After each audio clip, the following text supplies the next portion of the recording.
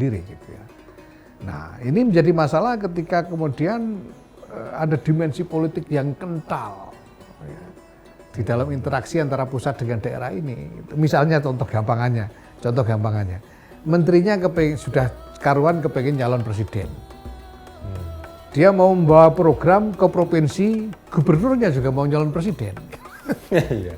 Nah, mau dibawa ke kabupaten, bupati atau wali kotanya, partainya lain gitu. Nah, ini ada problem negosiasi dari tingkat ke tingkat yang menghambat delivery ini. Nah, saya kira NU bisa menawarkan, walaupun tidak seluruhnya, sebagian dari agenda itu bisa dilakukan melalui jaringan NU ke bawah. Nah, ini tentu nanti akan membantu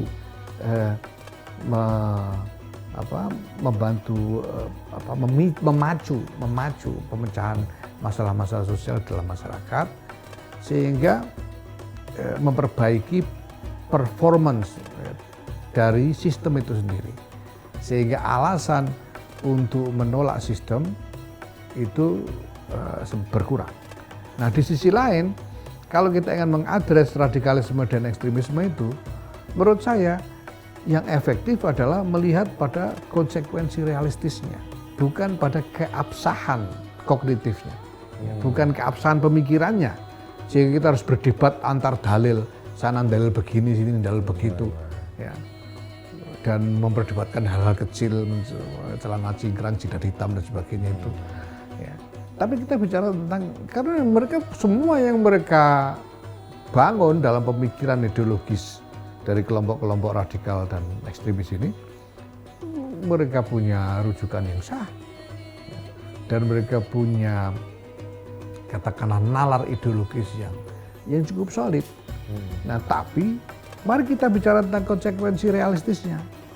Kalau kita perturutkan radikalisme dan ekstremisme itu melawan, menggempur, memerangi semua orang, menghancurkan semua kemapanan, maka kita mengundang perang global besar-besaran. Dan kita mengundang runtuhnya peradaban umat manusia seluruhnya. Ini konsekuensi realistis.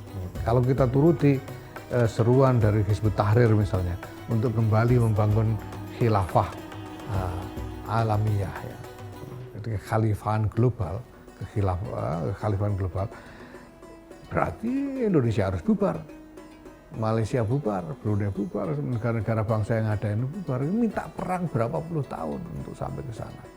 Mau minta korban berapa puluh ratus juta nyawa untuk sampai ke sana. Ini konsekuensi realistis. Karena apa? Karena kalau kita bicara hanya pada logika kognitifnya saja, logika itu dibangun dari premis-premis. Kalau orang dan premis, orang bisa pilih premis semau-maunya, namanya premis, asumsi. Kalau premis yang dipilih A, ya dia jadi nalar tertentu. Kalau premis yang dipilih B, jadi nalar yang lain. Gitu. Sehingga sulit untuk diperbandingkan atau diadu satu sama lain. Tapi kalau bicara soal konsekuensi realistis, konsekuensinya jelas.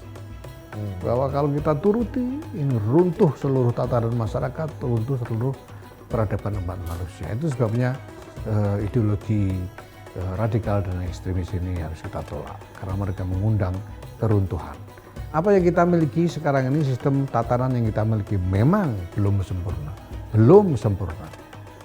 Tapi pilihan kita harus adalah pilihan untuk berkontribusi menyempurnakan tatanan yang ada ini, bukan menghancurkannya.